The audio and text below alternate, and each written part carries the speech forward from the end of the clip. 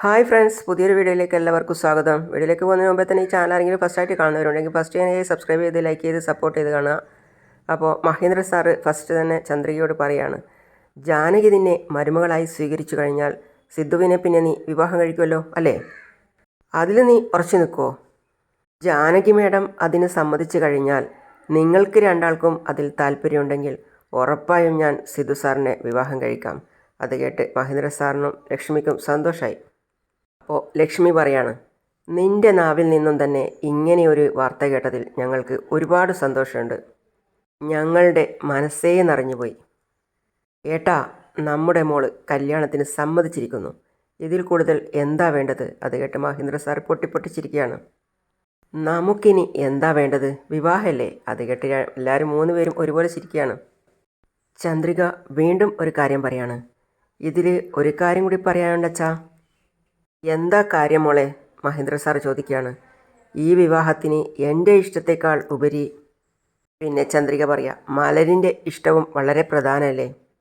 മലരും ഈ വിവാഹത്തിന് സമ്മതിച്ചാലേ ഞാനും ഈ കാര്യത്തിന് തയ്യാറാവും. അത് കേട്ട് അച്ഛനും അമ്മയും ചിരിക്കുകയാണ്. ഇല്ലെങ്കിൽ ഞാനിങ്ങനെ തന്നെ കഴിഞ്ഞോളാം. നമ്മളാണ് വൈകിയത്. അവൾ വളരെ അഡ്വാൻസ്ഡാണ്. അന്ന് പൂജ വെച്ചപ്പോൾ ഒരു പാവയ്ക്ക് നിൻ്റെ പേരും മറ്റൊരു പാവയ്ക്ക് സിദ്ധുവിൻ്റെ പേരും ഇട്ടിട്ട് ഈ പാവകളാണ് എൻ്റെ അച്ഛനും അമ്മയും എന്ന് അവൾ പറഞ്ഞു. അവളുടെ മനസ്സിൽ നിന്നെ അമ്മയായും സിദ്ധുവിനെ അച്ഛനായും അംഗീകരിച്ചു കഴിഞ്ഞു. അവൾ ചെറിയ കുട്ടിയല്ലേ? അവളുടെ മനസ്സിലുള്ളത് ഇതിൽ പരം ഇനി എങ്ങനെയാണ് അവൾ പറയേണ്ടത്?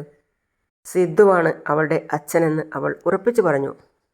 അതൊക്കെ കഴിഞ്ഞ് ലക്ഷ്മി പറയാണ്, പക്ഷേ എൻ്റെ പേടി അതല്ല, ആ മഹേഷിനെ കുറിച്ചാ. മേഘ വേണമെന്ന് വെച്ച് ആ മഹേഷിനെ വീണ്ടും ജോലിക്കെടുത്തു. അറിയാം ലക്ഷ്മി, ചന്ദ്രികയിൽ നിന്നും സിദ്ധുവിനെ അകറ്റണം എന്നുള്ള ലക്ഷ്യത്തോടെയാണ് അവൾ മഹേഷിനെ വീണ്ടും കൊണ്ടുവന്നത്.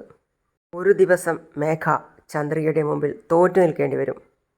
അന്ന് ആ ഒരു ദിവസം മേഘയായാലും മഹേഷായാലും നമ്മുടെ വീട്ടിൽ നിന്നും പോകേണ്ടി വരും. നീ ഒന്നുകൊണ്ടും വിഷമിക്കണ്ട, എല്ലാം നന്നായി നടക്കും. അച്ഛാ, ഈ കാര്യത്തിൽ എനിക്ക് മറ്റൊരു നിർബന്ധം കൂടിയുണ്ട്. എന്താ? നീ പറയ്. നിങ്ങൾ ഇങ്ങനെയുള്ളപ്പോൾ എനിക്ക് വിവാഹം പെട്ടെന്ന് വേണ്ട. വീണ്ടും എനിക്ക് എൻ്റെ അച്ഛനെ പഴയ മഹേന്ദ്രൻ സാറായിട്ട് തന്നെ കാണണം. മേഘയെ ജയിച്ച് വീണ്ടും എൻ്റെ അച്ഛനെയും അമ്മയെയും ആ വീട്ടിലേക്ക് തന്നെ എനിക്ക് കൊണ്ടുവരണം. അത് കഴിഞ്ഞ് മതി ഈ വിവാഹം. അപ്പോൾ നല്ലൊരു സോങ് ഉണ്ട് ഈ സമയത്ത്. അതിൽ മഹേന്ദ്ര സാർ പറയാണ്, അത് നല്ലത് തന്നെയാണ് മോളെ, നിൻ്റെ ഇഷ്ടം പോലെ തന്നെ നടക്കട്ടെ. പോരേ? ശരി ഏട്ടാ, വീട്ടിലേക്ക് പോകാം. അങ്ങനെ അവർ ക്ഷേത്രത്തിൽ നിന്ന് പോവുകയാണ്. കാറിൽ കയറാൻ പോകുമ്പോൾ അച്ഛനും അമ്മയും കാറിൽ കയറി. അതിനുശേഷം ചന്ദ്രിക കാറിൽ കയറിയിട്ടില്ല. അപ്പോഴാണ് സിദ്ധുവിൻ്റെ വിളി, ചന്ദ്രികയെ. എന്താ ചന്ദ്രികയെ? ആൻറ്റിയുടെയും അങ്കിളുടെയും കൂടെ ക്ഷേത്രത്തിൽ പോയിട്ട് വരികയാണോ? അതെ. ഓക്കെ. അല്ല ചന്ദ്രികയെ, എനിക്ക് പ്രസാദമൊന്നും തരില്ലെന്നാണോ? എടുത്തോളൂ സാർ. എന്താ എടുക്കാനോ? നീ തന്നെ തൊട്ടുതാ. സാറെന്താ ചെറിയ കുട്ടിയാ? ഞാൻ തൊട്ട് വെച്ച് തരാൻ? സാറ് തന്നെ എടുത്തോളൂ. അത് കേട്ട് സിദ്ധു ചിരിക്കുകയാണ്. എപ്പോഴും നിന്നെ സംബന്ധിച്ച് ഞാനൊരു ചെറിയ കുട്ടി തന്നെയാണ്. ചന്ദ്രിക, കുട്ടിക്ക് കുറച്ച് ധൃതി കൂടിപ്പോയെന്ന് തോന്നുന്നു. സിദ്ധു പറയാണ്, എന്താ പറഞ്ഞേ? എനിക്ക് മനസ്സിലായില്ല. നമ്മൾ സ്നേഹിക്കുന്ന കാര്യം എന്തിനാ സാർ ഇത്ര പെട്ടെന്ന് അച്ഛനോടും അമ്മയോടൊക്കെ പറഞ്ഞത്? പറയേണ്ട അവസ്ഥ വന്നു, പറഞ്ഞു, അത്ര തന്നെ. അങ്ങനെ എന്തവസ്ഥയാണ് സാർ വന്നത്? പിന്നെ സിദ്ധു അന്ന് ഉണ്ടായ കാര്യങ്ങളൊക്കെ അവൾക്ക് വിശദമായി പറഞ്ഞു കൊടുക്കുകയാണ്.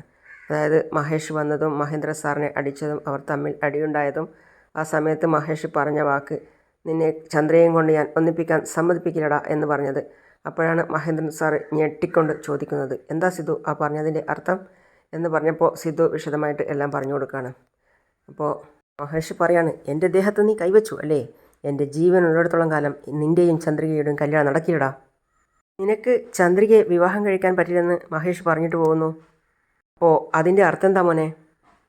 അപ്പോൾ സിദ്ധു വ്യക്തമായിട്ട് പറയാണ്, ഞാൻ ചന്ദ്രികയെ സ്നേഹിക്കുന്നു. ഇന്നല്ലെങ്കിൽ ഏതൊരു ദിവസമായാലും അങ്കിളിനോട് സത്യം പറഞ്ഞേ മതിയാവൂ. അതുകൊണ്ട് ഇന്നറിയട്ടെ എന്ന് കരുതി ഞാൻ അങ്ങ് പറഞ്ഞു. അതുപോട്ടെ, അങ്കിള് ഇതിനെക്കുറിച്ച് നിന്നോടെന്തെങ്കിലും ചോദിച്ചായിരുന്നോ? അതെ സാർ.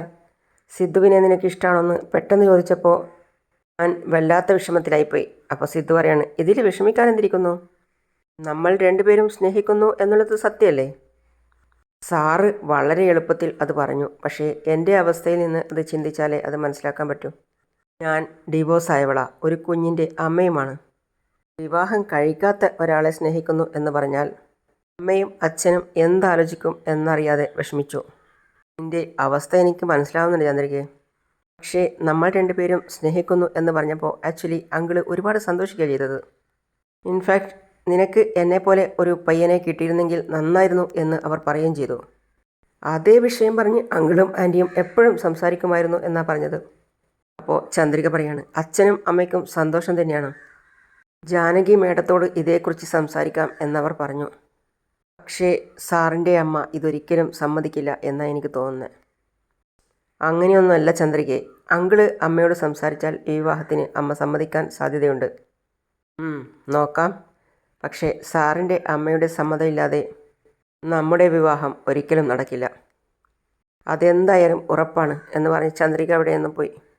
പിന്നെ മേഘയുടെ ചന്ദ്രനച്ഛനുണ്ടല്ലോ, ചന്ദ്രനച്ഛൻ 2-3 ഗുണ്ടകളെ ഏൽപ്പിച്ചിട്ട് പറയാണ്, എടാ ഇവനെ നന്നായിട്ട് നോക്കി വെച്ചോ, ഇനി ആൾ മാറി വേറെ ആരെങ്കിലും പോയി അടിക്കണ്ട.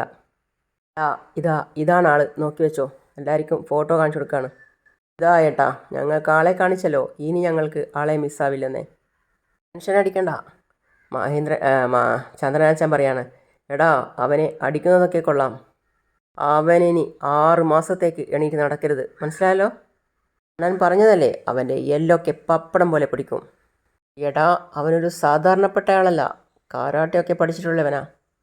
അവനെ നിങ്ങൾക്ക് എളുപ്പത്തിൽ കീഴടക്കാൻ പറ്റില്ല. നിങ്ങളൊന്ന് അയഞ്ഞു കൊടുത്താൽ അവൻ ചിലപ്പോൾ നിങ്ങളുടെയൊക്കെ ജീവനെടുത്തെന്ന് വരും. ചേട്ടാ നിങ്ങൾ എന്തൊക്കെയായി പറയുന്നേ? അവനെന്താ അത്രയ്ക്ക് വലിയ ആളാണോ? ഇന്നവൻ്റെ മുട്ടുകാല് തല്ലിയൊടിച്ച് നാളെ അവൻ എഴുന്നേൽക്കാൻ പറ്റാത്ത രീതിയിലാക്കാം. ഇതൊരു 10,000 ഉണ്ട്, വെച്ചോ. കാര്യം നടന്നതിന് ശേഷം ബാക്കി നമ്മൾക്ക് സെറ്റിൽ ചെയ്യാം. ശരിയെന്നേ.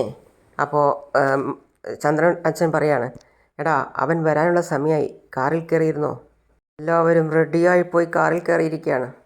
അപ്പോഴേക്കും മഹേഷിൻ്റെ കാറ് അതുവഴി വന്നു. അപ്പോൾ തന്നെ ചന്ദ്രൻ അച്ഛൻ ഫോൺ ചെയ്ത് പറയാണ്, എടാ വരുന്നുണ്ട് ഒരു വൈറ്റ് കളർ കാറ്, അതാണ് മനീഷിൻ്റെ കാറ്, അലർട്ടായിരിക്കും. ചേട്ടാ ഞങ്ങളെ നോക്കിക്കോളാം. ശരി കാണാം. ശരി വണ്ടി എടുക്കടാ. മറ്റൊരു വണ്ടി മനീഷിൻ്റെ വണ്ടിയെ ഫോളോ ചെയ്യുന്നതായിട്ട് മനീഷിന് തോന്നുകയാണ്. അപ്പം മനീഷ് തിരിഞ്ഞു നോക്കിയിട്ട് പറയുകയും ചെയ്യാണ്, ആരോ എൻ്റെ കാറിനെ ഫോളോ ചെയ്യുന്നതായി തോന്നല്ലോ. പെട്ടെന്ന് ആ വണ്ടിക്കാർ എല്ലാവരും കൂടി മനീഷിൻ്റെ വണ്ടിയെ ഫോളോ ചെയ്ത് മുന്നിൽ കയറി നിർത്തി. എന്നിട്ട് പറയാണ്, പെട്ടെന്ന് നിർത്തടാ, വേഗം ഇറങ്ങ്. വാ പെട്ടെന്ന് വാ, എല്ലാവരും റെഡിയായി നിന്നിട്ട് പറയാണ്, ഇറങ്ങടാ വണ്ടിയിൽ നിന്ന്, പുറത്തിറങ്ങ്. മനീഷിനെ വലിച്ചു പുറത്തിട്ടിട്ട് പറയാണ്, ഇറങ്ങടാ, വാടാ ഇങ്ങോട്ട്. അപ്പോൾ മനീഷ് പറയണം, ആരാ നിങ്ങളൊക്കെ? ഇവിടെ എടാ വാടാ, നിങ്ങളൊക്കെ ആരാ? എന്താ വേണ്ടത് നിങ്ങൾക്ക്? മനീഷിനെ പിടിച്ചു വെച്ച് എല്ലാവരും കൂടി പിടിച്ചു വെച്ചിട്ട് ഒരുത്തൻ നന്നായിട്ട് അടിക്കുകയാണ്. അപ്പോൾ മനീഷ് പറയാണ്, ആരോടാ നിങ്ങൾ പറയും. മനീഷ് പിന്നെ ഒന്നും നോക്കിയില്ല, മനീഷിൻ്റെ കരാട്ട ഉപയോഗിച്ച് എല്ലാത്തിനെയും അടിച്ച് നിലത്തെറിയാണ്. മനീഷ് വാടാ ഇങ്ങോട്ട് വാടാ എന്ന് വിളിച്ച് ഓരോരുത്തനെയായി വെല്ലുവിളിച്ച് നന്നായിട്ട് അടിച്ച് തറപറ്റിക്കുകയാണ്. മനീഷ് 3 പേരെയും അടിച്ച് നിലംപരിശാക്കിയിട്ട് വണ്ടിയിലേക്ക് ഓടിക്കയറുകയാണ്. എടാ അവൻ ഓടിപ്പോകുന്നടാ, അവനെ പിടിക്കടാ എന്ന് പറയാണ് അവർ. രക്ഷപ്പെടരുത്, പിടിക്കവനെ. അപ്പോഴേക്കും മനീഷ് വണ്ടിയിൽ കയറി രക്ഷപ്പെട്ടു കഴിഞ്ഞു. ചേട്ടൻ പറഞ്ഞത് ശരിയാ, ഇവൻ ആള് ചില്ലറക്കാരനല്ല. നമ്മളെ വെള്ളം കുടിപ്പിച്ചിട്ട് അവൻ പോയി കളഞ്ഞല്ലോ. എടാ നിക്ക്, അണ്ണനെ വിളിച്ച് പറയട്ടെ. അണ്ണൻ ഫോണെടുത്തിട്ട് ചോദിക്കുകയാണ്, എന്താടാ അവൻ്റെ മുട്ടുകാല് അടിച്ചോടിച്ചോ? ചേട്ടാ ഞങ്ങളെയൊക്കെ അടിച്ചൊതുക്കിയിട്ട് അവനിവിടെ നിന്ന് പോയി രക്ഷപ്പെട്ടു. എന്താടാ കൊണ്ടുപോയി തൊലച്ച് കളഞ്ഞല്ലോ. ഉണ്ടാതെ ഫോൺ വെക്കടാ. പിന്നെ കാണിക്കുന്നത് ചന്ദ്രികയാണ്. ചന്ദ്രിക ഡ്രസ്സൊക്കെ അലക്കി ആറിയിടുകയാണ്. അതേസമയം ലക്ഷ്മി മലറിന് ഫുഡ് വാരി കൊടുക്കുകയാണ്. മഹേന്ദ്ര സാറ് അടുത്തിരുന്ന് വിളിക്കുകയാണ്, ലക്ഷ്മി എന്താ ഏട്ടാ? ചന്ദ്രികയുടെ ജീവിതം എന്താകുമെന്നോർത്ത് നമ്മൾ വളരെ വിഷമിക്കുകയായിരുന്നു. ഇന്നലെ അവരുടെ 2 പേരുടെയും കാര്യം അറിഞ്ഞപ്പോൾ മനസ്സിന് നല്ല സന്തോഷമുണ്ട്. ലക്ഷ്മിയും പറയാണ്, സത്യ ഏട്ടാ, ഞാനും ചന്ദ്രികയെക്കുറിച്ച് ഓർത്ത് വിഷമിക്കാത്ത ദിവസങ്ങളില്ല. ഇപ്പോൾ ആ ഒരു വിഷമം മാറിക്കിട്ടി. എനിക്ക് ഇപ്പോൾ ജാനകിയെക്കുറിച്ച് ഓർത്താ ടെൻഷൻ. എന്തായാലും ജാനകി എൻ്റെ അനിയത്തിയാണല്ലോ, അവൾ എൻ്റെ വാക്ക് ധിക്കരിക്കില്ല എന്നുള്ളൊരു വിശ്വാസം എനിക്കുണ്ട്. സിദ്ധുവിൻ്റെയും ചന്ദ്രികയുടെയും വിവാഹത്തിന് സമ്മതിപ്പിക്കേണ്ടത് ജാനകി എൻ്റെ ഉത്തരവാദിത്തമാണ്. പെട്ടെന്നാണ് എല്ലാം കേട്ടുനിന്ന് മലർ ചോദിക്കുന്നത്, മുത്തശ്ശ സിദ്ധുവിനെയും അമ്മയെയും വിവാഹം കഴിപ്പിക്കാൻ പോവുകയാണോ? അത് കേട്ട് ലക്ഷ്മിയും മഹേന്ദ്ര സാറും പരസ്പരം ചിരിക്കുകയാണ്. എന്നിട്ട് മഹേന്ദ്ര സാറ് ചോദിക്കുകയാണ്, മലർ, മോൾക്ക് സിദ്ധുവിനെ ഇഷ്ടമല്ലേ? വലിയ ഇഷ്ടമാണ് മുത്തശ്ശ. ശരി, എന്നാൽ നമുക്ക് സിദ്ധുവിനെയും അമ്മയെയും കല്യാണം കഴിപ്പിച്ചാലോ? കഴിപ്പിക്കാം. ഇനി എന്ത് വേണം മലർ പറഞ്ഞ സ്ഥിതിക്ക്. സിദ്ധുവിൻ്റെയും ചന്ദ്രികയുടെയും കല്യാണം നമുക്ക് അടിപൊളിയായി നടത്താം. കേട്ട് ചന്ദ്രികയും മലർ ചിരിക്കുകയാണ്. മുത്തശ്ശ, കല്യാണം കഴിഞ്ഞാൽ സിദ്ധുവും നമ്മളുടെ കൂടെ തന്നെ ഉണ്ടാവുമോ? മലറിൻ്റെ സംസാരം കേട്ട് മുത്തശ്ശൻ ചിരിക്കുകയാണ്. എന്നിട്ട് പറയാണ്, അതേടാ മലർ, ഞങ്ങളെല്ലാവരും സന്തോഷത്തോടെ ഒരുമിച്ച് കഴിയും. Hi, happy happy happy. അപ്പോഴാണ് ചന്ദ്രിക അതുവഴി വന്നത്. അപ്പോൾ മലർ വിളിക്കുകയാണ്, അമ്മേ. അമ്മയെ സിദ്ധുവിനെ മുത്തശ്ശൻ വിവാഹം കഴിപ്പിക്കാൻ പോവാ. ചന്ദ്രിക, എന്താ മലർ, എന്താ ഈ പറയുന്നേ? എന്താ അച്ഛാ, എന്തിനാ മലറിനോട് ഇങ്ങനെയൊക്കെ പറഞ്ഞേ? അവളും കാര്യം അറിയണ്ടേ? ഇക്കാര്യത്തിൽ നമ്മുടെ എല്ലാവരുടെയും സമ്മതത്തേക്കാൾ പ്രധാനം മലരിൻ്റെയാണ്. നമ്മളെല്ലാം തീരുമാനിക്കുന്നതിന് മുമ്പേ സിദ്ധുവാണ് സ്വന്തം അച്ഛൻ എന്ന് മലർ അംഗീകരിച്ചു കഴിഞ്ഞു. അതുകൊണ്ട് ഇതോർത്ത് നീ വിഷമിക്കണ്ട, ചന്ദ്രികയോട് മഹേന്ദ്ര സാർ പറയാണ്. മലറിനാണെങ്കിലോ നല്ല സന്തോഷവും തോന്നി. ലക്ഷ്മി പറയാണ്, ചന്ദ്രികയെ, സിദ്ധുവിനെ പോലെ ഒരാൾ നിനക്ക് ഭർത്താവായിട്ട് വരണമെന്ന ഞങ്ങളുടെയൊക്കെ ആഗ്രഹം. ഞങ്ങൾ ആഗ്രഹിച്ചതുപോലെ എല്ലാം നടക്കും. അപ്പോഴാണ് മഹേന്ദ്ര സാർ പറയുന്നത്, അതൊന്നും നമ്മുടെ കയ്യിലല്ലല്ലോ. ഭഗവാൻ എല്ലാം മുൻകൂട്ടി തീരുമാനിച്ചതാണ്. എല്ലാം അങ്ങനെയേ നടക്കൂ. ചന്ദ്രികയ്ക്കും ആ കേട്ടതിൽ നല്ല സന്തോഷമാവുകയാണ്.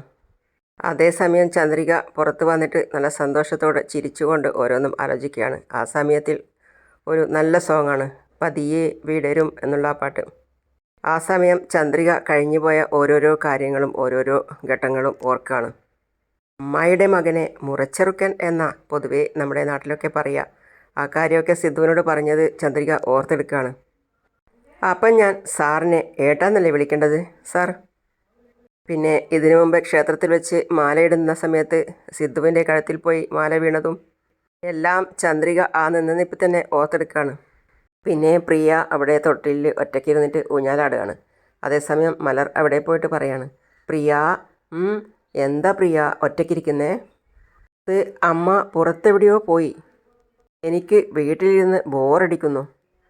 അതുകൊണ്ടാണ് ഞാൻ ഇവിടെ വന്നിരിക്കുന്നത്. അപ്പം മലർ പറയാണ്, നമുക്ക് രണ്ടുപേർക്കും ഇവിടെ ഇരുന്ന് കളിച്ചാലോ പ്രിയ? പ്രിയ പറയാണ്, മുത്തശ്ശി കണ്ടാൽ വഴക്ക് പറയും. മുത്തശ്ശി കാണാതെ നമുക്ക് ആ സൈഡിൽ പോയിരുന്ന് കളിച്ചാലോ പ്രിയ? ബാ എന്ന് പറഞ്ഞ് രണ്ടുപേരും ആ സൈഡിൽ പോയിരുന്ന് കളിക്കുകയാണ്. ഇരിക്ക്, കളിക്കാം. യാ, ഇതാ ചോക്ലേറ്റ് കഴിക്ക്. ഇത് അമ്മ തന്നതാണോ? അല്ല, എനിക്കിത് സിദ്ധു വാങ്ങി തന്നതാ. പ്രിയ കുറച്ച് സമയം ആലോചിച്ച് നിന്ന് എന്നിട്ട് പറയാണ്, നിനക്ക് സിദ്ധു അങ്കിളിനെ ഒരുപാട് ഇഷ്ടമാണോ? വലിയ ഇഷ്ടമാണ്. സിദ്ധു എന്ന് വെച്ചാൽ എനിക്ക് ജീവനാ. പ്രിയ, നിനക്കൊരു കാര്യം അറിയോ? എന്താ?